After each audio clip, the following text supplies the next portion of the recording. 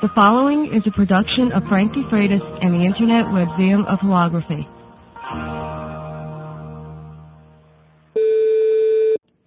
Hello everyone, this is Frank DeFreitas and welcome to another week of HoloTalk for the week of May 3rd, 1999. We have a very interesting show for you this week. Our guest is Chuck Plaisance, and Chuck works with three-dimensional sound. And we will be interviewing Chuck a little bit later on in the show, in fact, in just a few moments.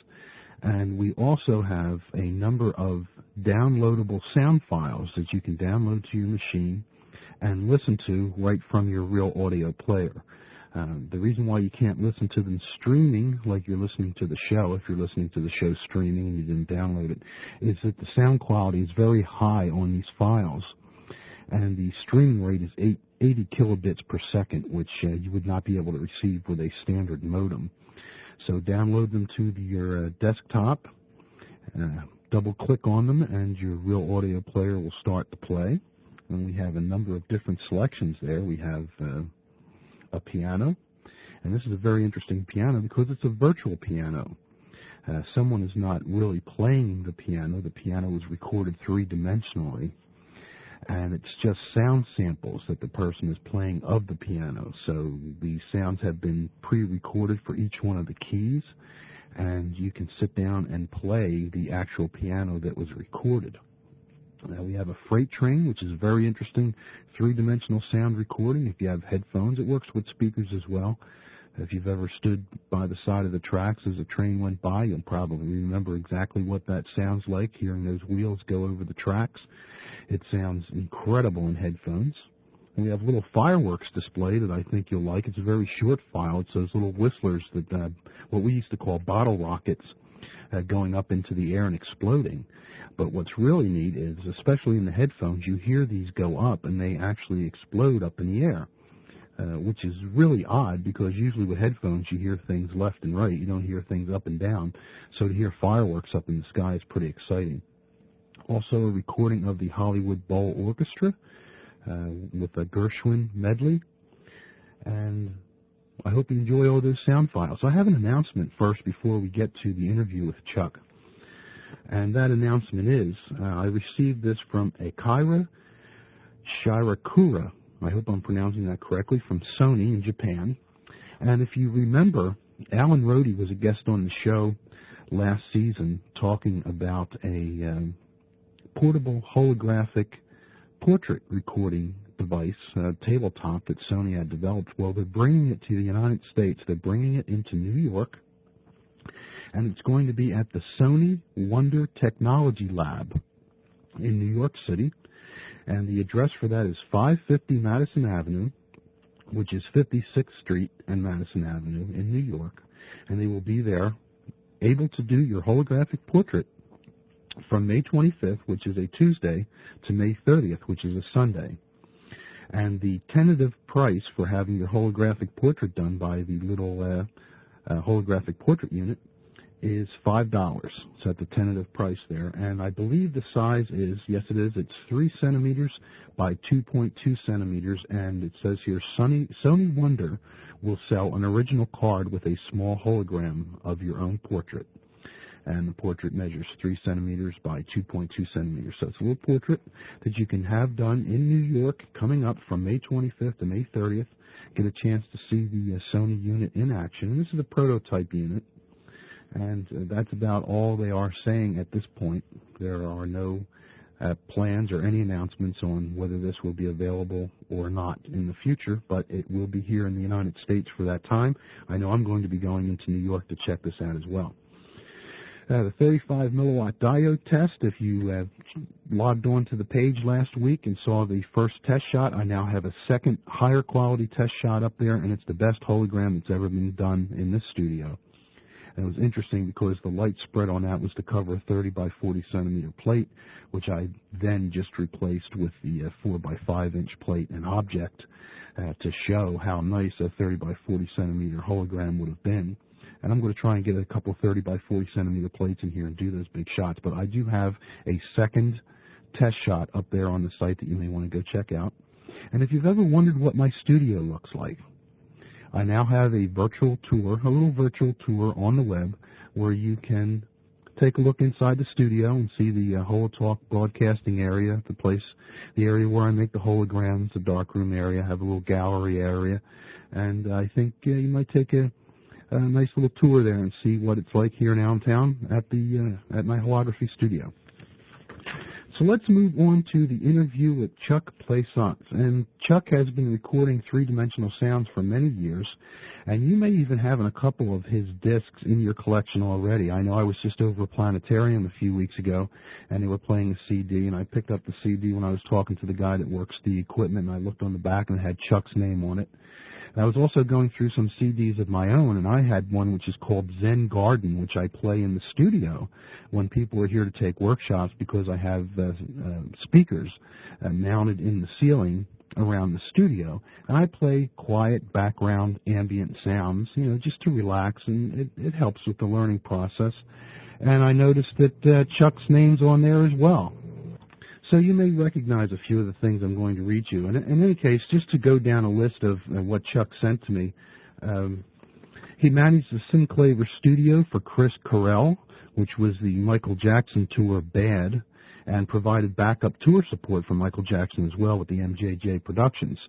He recorded and produced earthquake simulation for Disney Earthquake Drill Disney Twin Towers, and recorded the Hollywood Bowl Orchestra's first record, Gershwin Goes to Hollywood, which is a collector's unreleased version, and also recorded the Hollywood Bowl Orchestra for the IMAX film Planet Earth. So if you've ever been around to some of the museums, into the IMAX theaters, and you had a chance to see Planet Earth, Chuck's work is in that IMAX movie. He recorded, edited, produced, and released The Dreamweaver, which was 3D Keys CD-ROM for stereo samplers, a collection of Gary Wright's Fender Rhodes electric piano, analog synthesizers, and special effects, all recorded three-dimensionally and formatted for use on various sampling devices. He also created that's a terrible thing to say, isn't it? He created the worst. He also created the world's first three-dimensional sound CD-ROM, the piano, for use on stereo samplers. He recorded and produced and released Sounds of Nature series, 21 CD collection of three-dimensionally recorded nature scenes from around the world, and these CDs are all over the place. All of your CD outlets should have the collection of Sound of Nature. And also recorded, produced, and released Tranquility series, 21 CD collection of three-dimensionally recorded nature scenes with relaxational music, which is actually the series that I have here in the studio with Zen Garden. Very nice work. And we're going to talk with Chuck, and he's going to explain the process a little bit of recording three-dimensional sound. And it's going to be very interesting to see as time goes on that these two technologies, both visual holography and audio holography, come together and merge into one fantastic media event. So anyway, let's move on to the interview with Chuck. I'm not going to come back on after the interview's over, so I will thank you for tuning in now. And we still have some guests coming up before HoloTalk is over for the season. We're in our last weeks now, folks.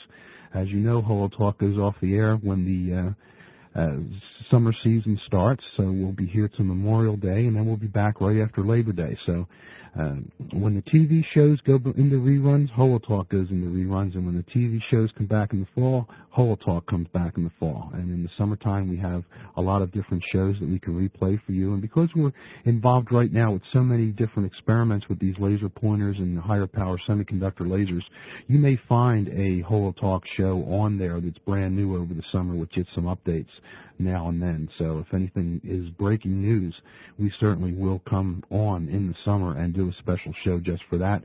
And if you're on the mailing list, we'll make sure you get announcement of that show over the summer. However, you won't receive any announcement of anything for the rest of the year until the fall, after HoloTalk does its last show on Memorial Day weekend, I believe it will be, although I don't have the dates in front of me right now.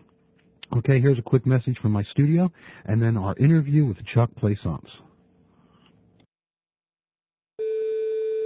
Would you like to make your own one-of-a-kind hologram and learn how you can start making holograms on your own at the same time?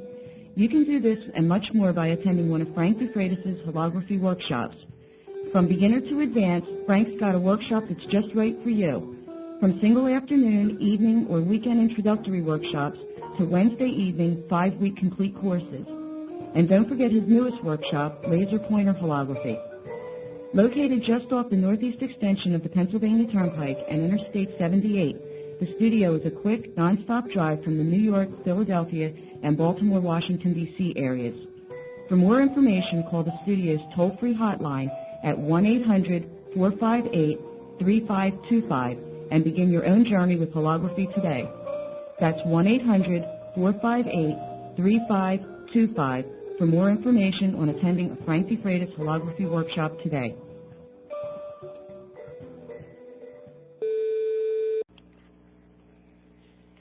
Hello. Hello, Chuck. Yes.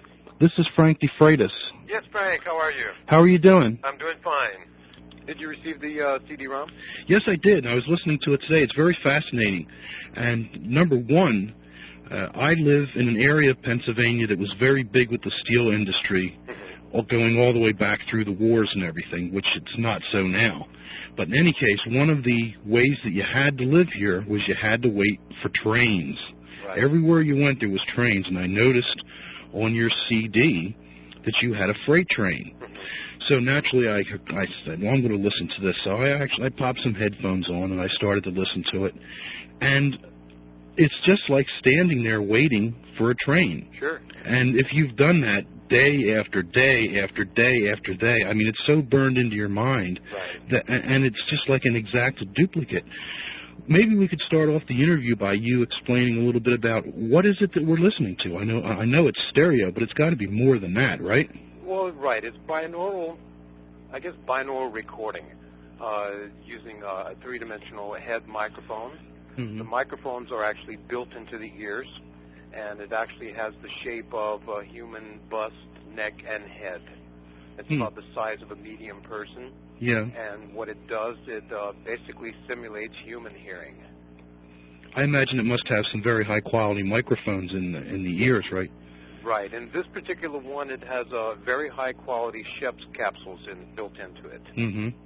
And then I'm using, a custom-built preamp that I helped design with a couple of other companies. So it's very quiet, and because we're trying to capture reality as realistic as possible without the extra noise or hiss from external gadgets or electronics. Mm-hmm. Now, do you go direct to digital, or is that just an analog recording that you make?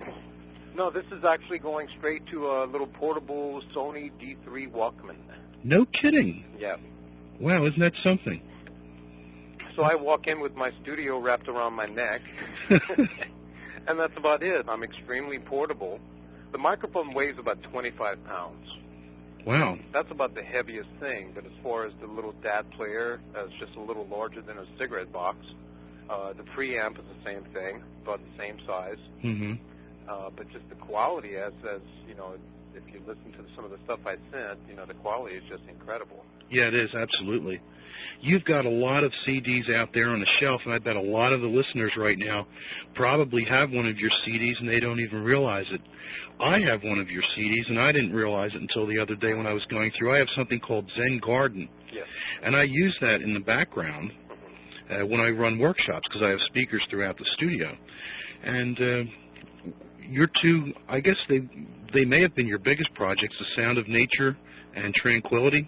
Correct. I know they're probably your latest larger projects, right? Correct. Tell the listeners a little bit about those series of CDs.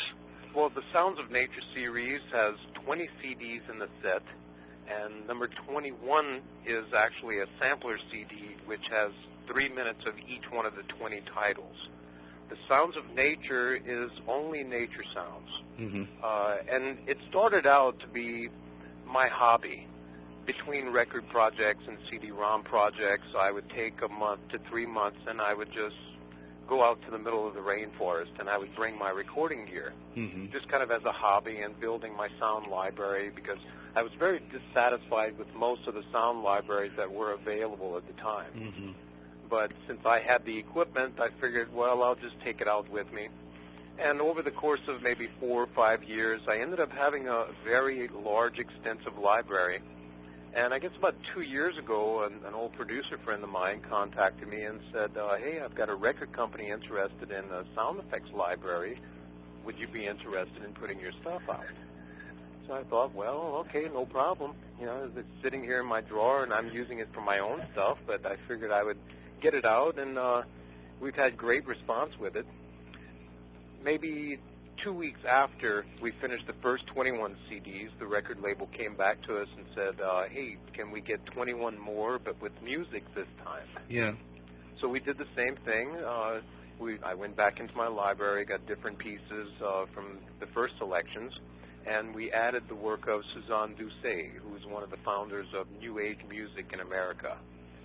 So we took a lot of her recordings, and it took a little bit time because I would have to listen to all of her existing recordings and then try to picture what nature sounds would, or what environments would come to mind while listening to different pieces. Mm-hmm. And then we would kind of do a mix and match that way, and basically, you know, brought her sounds into nature and did the second series, which is called Tranquility. Do you consider this more or less, this series, I know not some of your other work, but is this basically ambient music? Is that what you consider it or classify it as? I would think ambient, or I guess maybe more specifically relaxation and meditative music. Okay. Because it's not really structured. If you notice in playing the CDs or the music, there's really no time signature. Because yes. if someone is trying to go into a meditative state, just the fact that you're structuring the tempo sometimes holds them back from really getting into a deep meditative state. Mm-hmm. So this is just more kind of rubato, a little bit more flowing, and that way the listener or the person that's actually going into a meditative state can pretty much choose their own path and go there. Now, you consider this true three-dimensional sound? Correct. Would you consider it holographic sound? Do you go that far as to say it's holographic, or? Actually, yes, I would, because as you mentioned a little bit about some of my other work. Well, one piece that I did a couple of years back was an interactive CD-ROM of instrument presets for stereo samplers. And one of the CD-ROMs that I did was a Bose&Norper 9-foot grand piano. And I recorded it, being a 3D microphone, I recorded it from the player's position. I also recorded it from the singer's position, and I recorded it from the big band position. But what I did from the player's position, I would hit one note soft, and I would wait till it totally decayed, and then I would, do an entire pass. Every minor third I would record soft. So I had a professional pianist come in that really knew the sensitivity of a performance. Mm-hmm. So this was a very delicate thing to have to do because he had to be very accurate from hitting one soft note to the next to the next. Then we went back and recorded a medium hit and did every minor third across the keyboard. Then we came back and did the hard hit. Now, I ended up with about 2,000 individual notes of this grand piano. I went back to my studio, put everything back into the computer, did all of my sampling, all of my editing and truncating of the sounds. I created the loops, and then I started rebuilding and reconstructing this Bose&Norper grand piano. Oh, my goodness. But as you start playing this from the player position, it's like you're sitting at the actual piano. Yeah. And it's like there's an actual hologram. If you actually had a hologram of the piano, yes, you would actually see when you hit a certain note, the sound is coming from that location. So as I do a list from right to left, I actually hear the notes the same as if I were sitting behind a piano.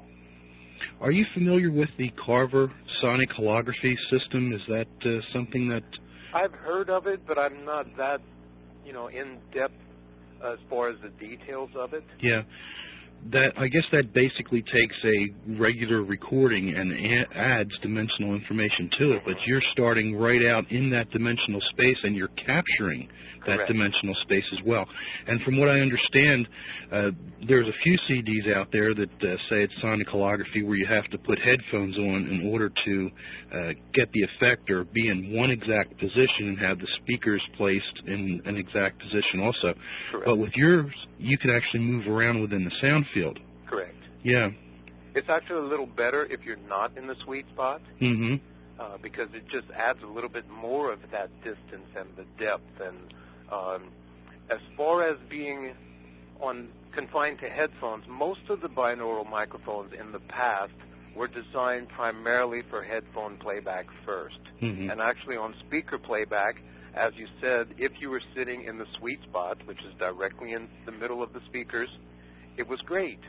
But if you started to move 6 inches over to the right or to the left, you would actually start to lose that 3D sound. And the further you would move away from the center, you would actually start losing the high end, losing the high mids, and the sound would start getting very muffled and very unclear. I'm curious, we have a lot of do-it-yourselfers that tune into the show, working basically with lasers and optics and things like that. But if someone ever wanted to try this on their own, could they just take a foam head that you see the wig sitting on and maybe put a couple microphones inside where the ears were located and get a similar response? Is it that easy, or is it more complicated than that? It's a little bit more complicated than that, but they would actually get some surprising results. Mm-hmm. Because I have had people that have come to me with their own designs, and there's a certain distance that your eardrums actually are apart in your own head. Mm-hmm. The shoulders, the face, all of these things really have a lot to do with how the sound reflects off of you and how the brain actually picks up all of these messages. Mm-hmm. So they would get actually pretty surprising effects, but you would probably get about the same effects if you were doing an XY configuration, just crossing 2 microphones at a particular distance. You would still get pretty good space. I see. But on this particular microphone, there is a lot of patented things inside of it, as of in hardware. I see. Because what this microphone actually does, it's doing the same calculations that your brain is doing. Wow. When you're listening to sound, your brain is constantly calculating in real time the time differences that sound reaches one ear to the other, the differences in the phasing and EQ, and it's calculating all of these things, which in real time is giving you the direction and pretty much the distance of where sounds are coming from. With this particular system, it's picking up the sound, but it's also calculating this information and putting that onto the tape, whether it be analog tape or digital tape. When you're listening to it back in the playback using regular speakers or headphones, you're hearing the sound, but your brain is receiving those signals. I see. That's phase information, I would imagine, right? Phase information, EQ change information, and time delays from one ear to the other. Yeah.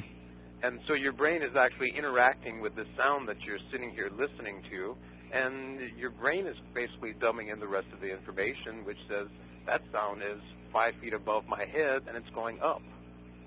Have you done any pieces that showcased vertical work? Actually, I did one piece for an IMAX film called, actually the original title was A Day in the Life of the Planet Earth. But I think since then, since the release, they changed it to 25 Hours on the Planet. I see. And I recorded the Hollywood Bowl Orchestra. I placed the microphone just behind the conductor's head, about 6 feet above his head and about 3 feet back, to record the soundtrack. But through this thing, what they wanted was to have the illusion of a 100-piece choral group starting to sing behind the orchestra. They wanted to get a rise above the orchestra and a forward movement as it settled down into the pit in front of the orchestra. So we actually had to physically do all these moves with the microphone. Wow. So we had the, Luma cranes and everything, and gadgets that would actually tilt the microphone. Because if I want a sound to be above my speakers, even if my speakers are at ear level, but let's say I want a sound to be 5 or 6 feet above these speakers, well, I would tilt the microphone in that direction, and it locks it into that location. Oh. So what we actually had to do was we had the microphone facing the choral group, and to start getting them to move forward, we moved the microphone towards them. To get the lift, we actually started tilting the microphone forward. Yes. So therefore, in the recording, in the mix, they would actually start to rise. And we kept moving it forward as we tilted it until we settled them back down in front of the orchestra. Holographers will be able to relate to that because a lot of times when we're shooting a hologram, which we want to have an overhead reference, when we display the hologram, when we're shooting it, we tilt that hologram forward, and to the hologram, it seems as if the laser light or reference beam is coming from above. Really, it's just traveling horizontal to the surface of the table. Correct. So it's the same thing, only you're doing it with sound. Exactly. Cool. There's not that much difference between what you're doing with light and images and what I'm doing. You know, there's very little difference between what the ear does and what the eyes do. Yeah. Yeah, just different frequencies. Exactly. Yeah. Same type of thing. When do you foresee the marriage of the two technologies? Do you see it in our lifetime? I think so. As far as I think you guys are the closest anybody's ever really come to providing three-dimensional images that are at a higher resolution or at the closest resolution to what we actually see. Mm-hmm. As far as some of the other technologies that are out, they really have a long way to go because there's still a lot of cartoon-like animation and characters. It's 3D, but the resolution isn't there. Mm-hmm. And, in fact, when I started my research about 12 years ago, that was one reason why I broke off and just kind of focused more on the sound area, because I was researching virtual reality back then and checking out everybody that was doing things with the stereoscopic glasses and the motion sensors and all of this, and also the three-dimensional recording devices. And as a result of my I guess, experiments and tests, I saw that the audio had already been perfected. Mm-hmm. But the visuals had a long way to go before they would catch up and give the same resolution as the audio. Yeah. So rather than wait 10 to 15 years, I started, my first recording was the Hollywood Bowl Orchestra doing their first record, Gershwin's in Hollywood. Okay, which I believe we'll have a sample on the webpage of as well, yeah. You have a sample of that, I think, of and one of monks. my trains that I recorded in Brazil. Mm-hmm. Now, this train is interesting because it was carrying iron ore. Ooh. So this thing has like 5 or 6 really heavy-duty locomotives, mm-hmm. and the low frequencies of this thing going by. Yes. It's unlike anything you're going to hear here in the United States, unless you go up to the mountains where they actually have mining going on, mm-hmm. and huge freight trains. Yeah. A couple of the other things that I have on there also is a demonstration of the piano, which yes. I was referring to earlier. I have the singer position, player position, big band position, but what you're going to hear is actual performers playing a MIDI controller keyboard, which is triggering my samples. Mm. Most people think I just had a real piano and I had a player sit behind it and play it. Mm-hmm. So you're going to hear the dynamics of their performance, and it really sounds like they're just sitting behind a piano playing. In fact, when I started shopping for distributors for my CD-ROM, I went to one company and I sent them my demo. They listened to it, and on my little note, I stated exactly what I had created, and this was a demo of performers playing my samples. I called the person up and asked him, well, what did you think of my demo?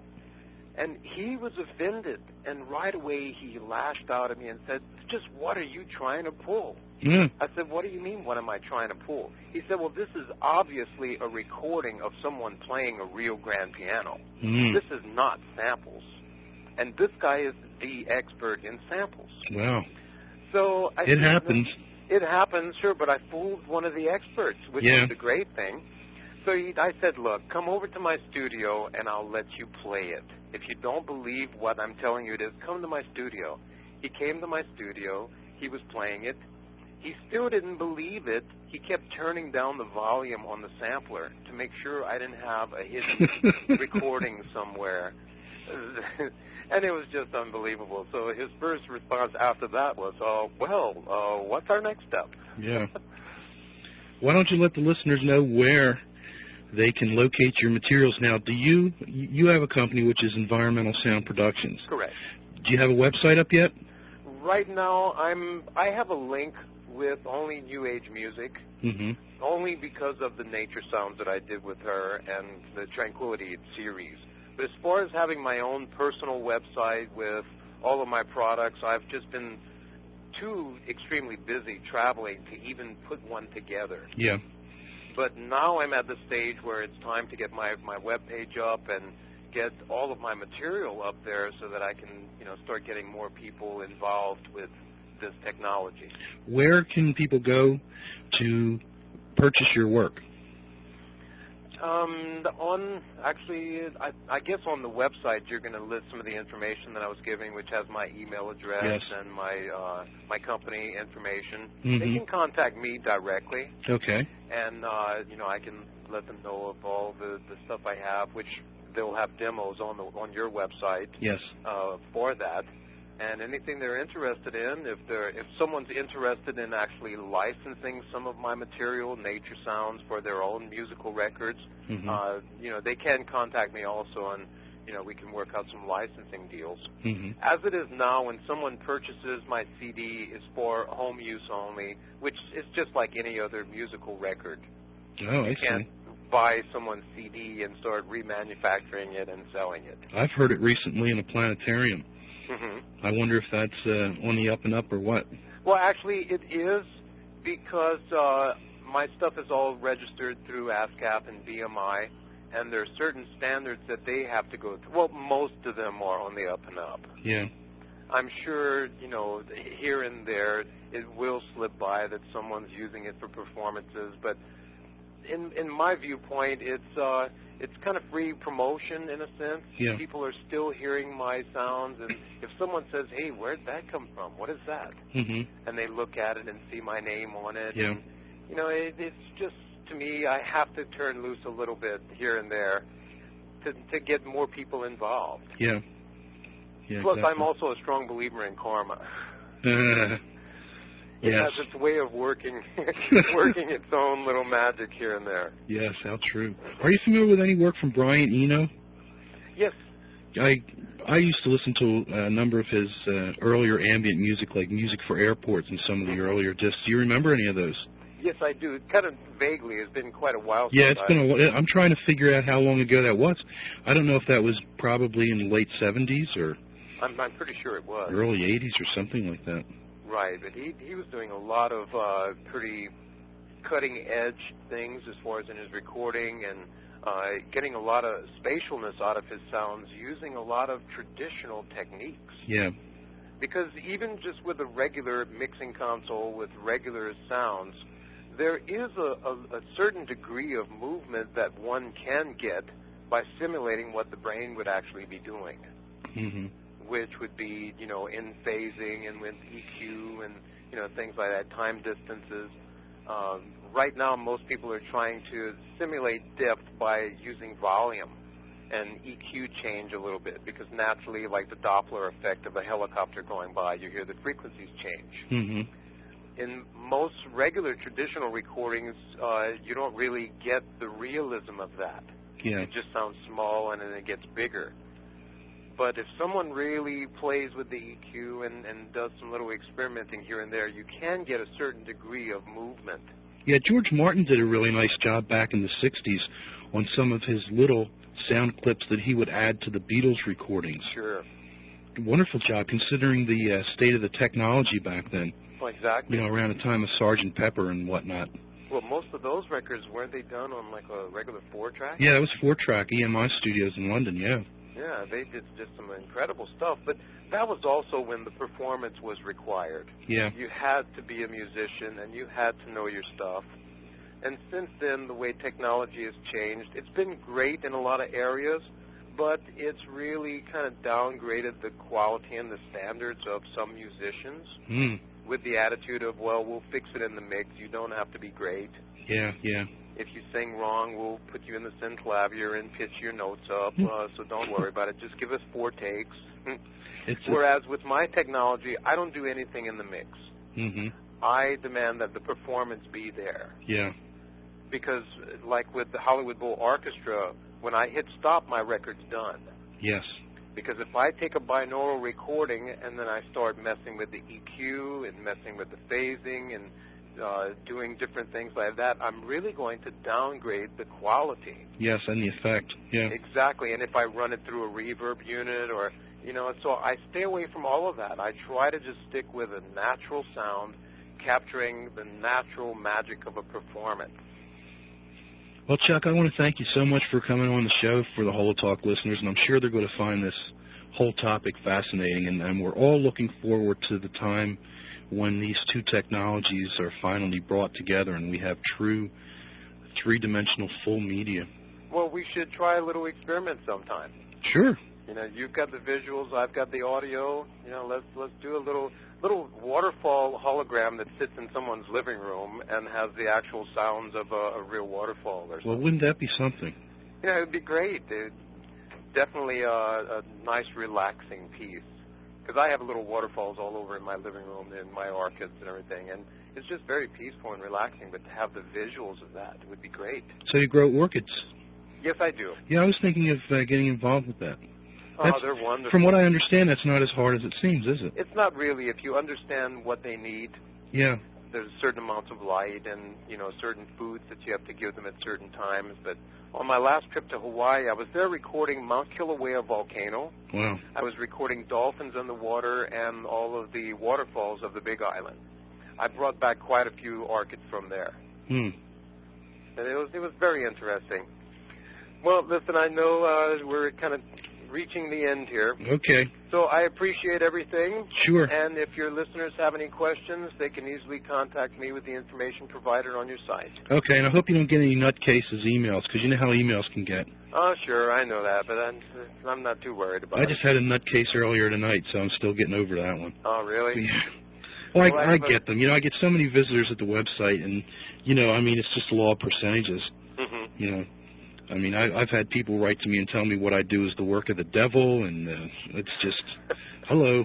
You mean it's not? All right, Chuck, good night. Okay, good night. Take care. Thanks a lot. Bye-bye.